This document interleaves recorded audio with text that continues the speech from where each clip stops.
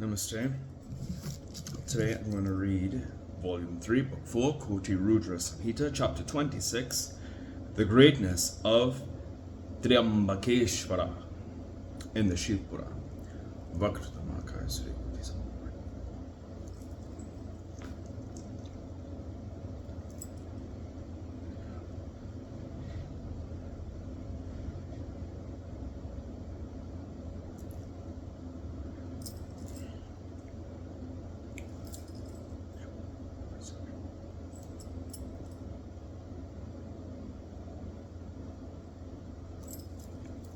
Hariom Tatsat.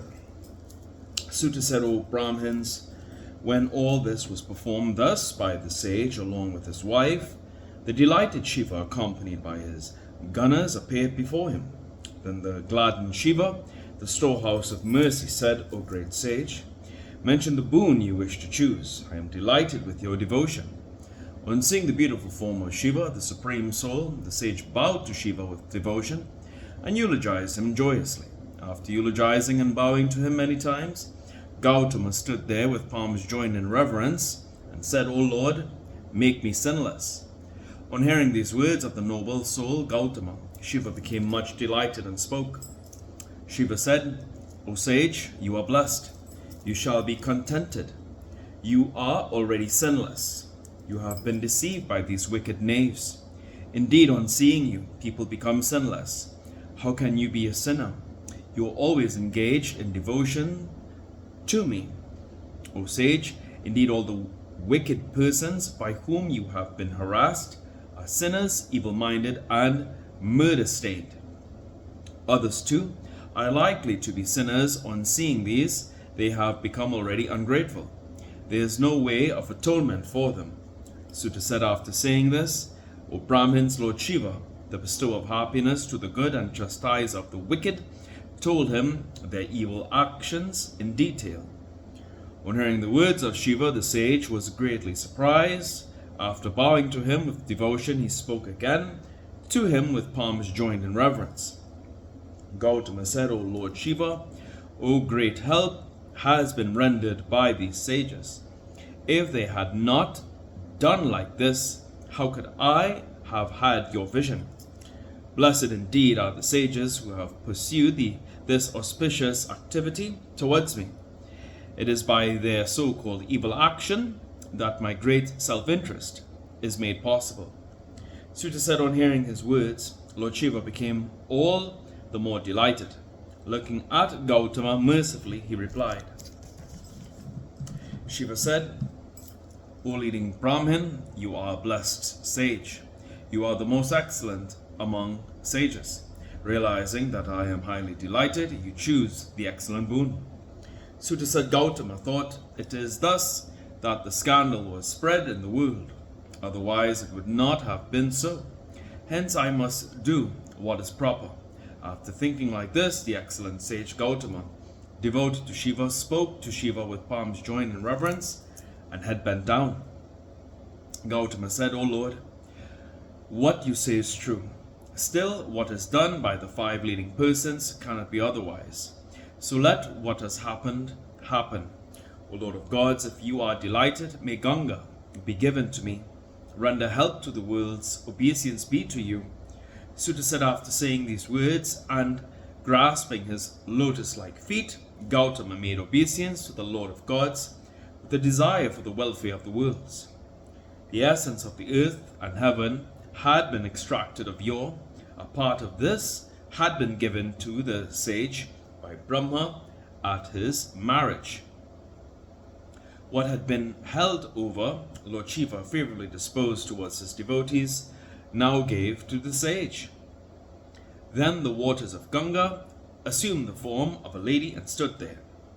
The excellent sage eulogized her and made obeisance. Gautama said, O Ganga, you are blessed. You are contented. The whole world has been sanctified by you. Sanctify me too. I am likely to fall into hell.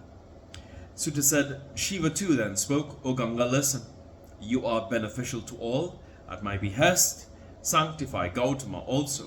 On hearing these words of Shiva and Gautama, Ganga, the holy Shakti of Shiva, spoke to Shiva. Ganga said, O Lord, after sanctifying the sage along with his followers, I shall return to my abode. I am telling you the truth. Suta said, when this was mentioned by Ganga, Lord Shiva, favorably disposed towards his devotees, spoke again to Ganga, keeping in mind the welfare of the worlds. Shiva said, O goddess, till the advent of the Kali Yuga, when the son of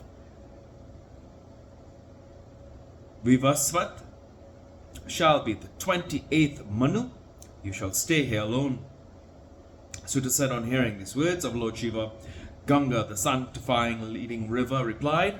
Ganga said, O Lord Shiva, O slayer of the Tripuras, if my greatness were to surpass that of all, I shall stay on the earth. O Lord, please listen to something more.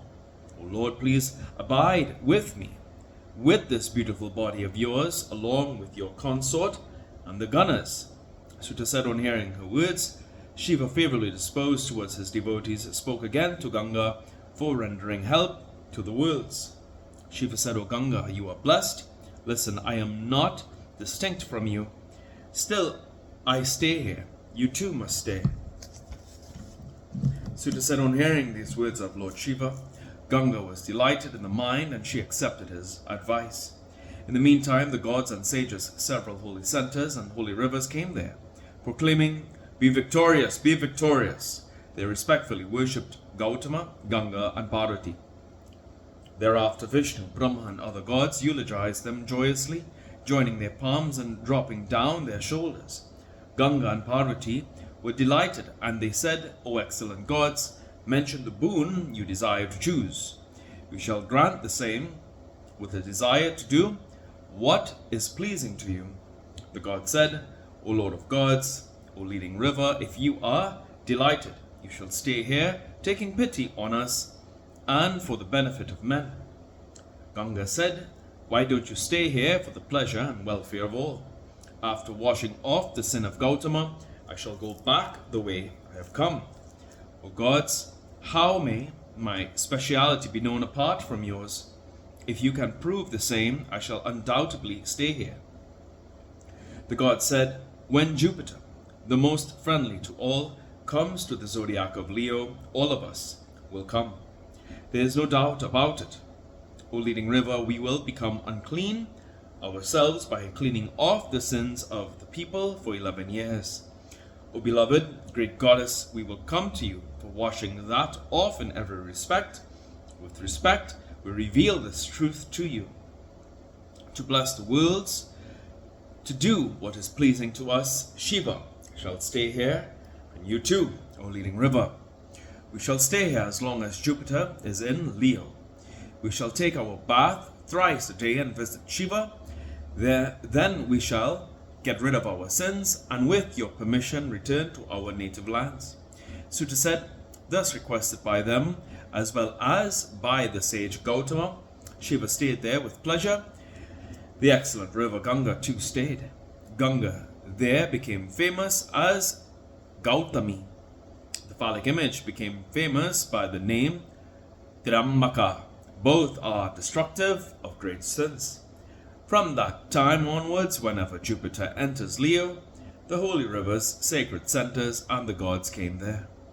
The holy lakes, Puskara, and others, the sacred river Ganga and others, Vasudeva and other gods, stay on the banks of the Gautami river. While they are here, they lose sacredness in their original places. They will have it back when they return there. This is a Jyotirlinga famous as Trambaka. It is stationed on the banks of the Gautami, destructive of great sins. He who sees the Jyotirlinga Trambaka with devotion and worships with obeisance after eulogizing it is freed from all sins. This very Jyotirlinga Trambaka was worshipped by Gautama. Being worshipped, it yields all desires here and bestows liberation hereafter.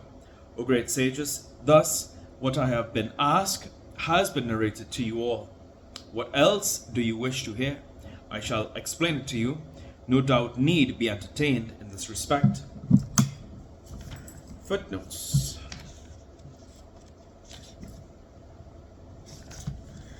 158. The context carries the existence of the modern Panchayata system to a hoary antiquity. And that is pertaining to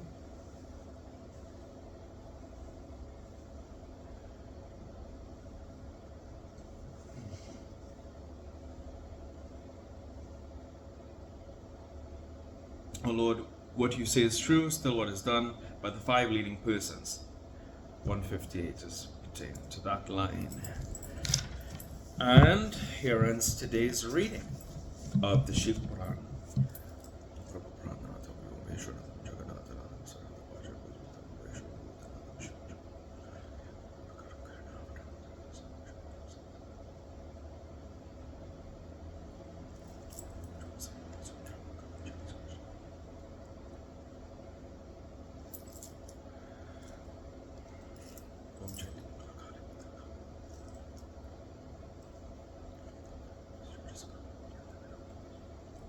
Hari Om Tat Sat.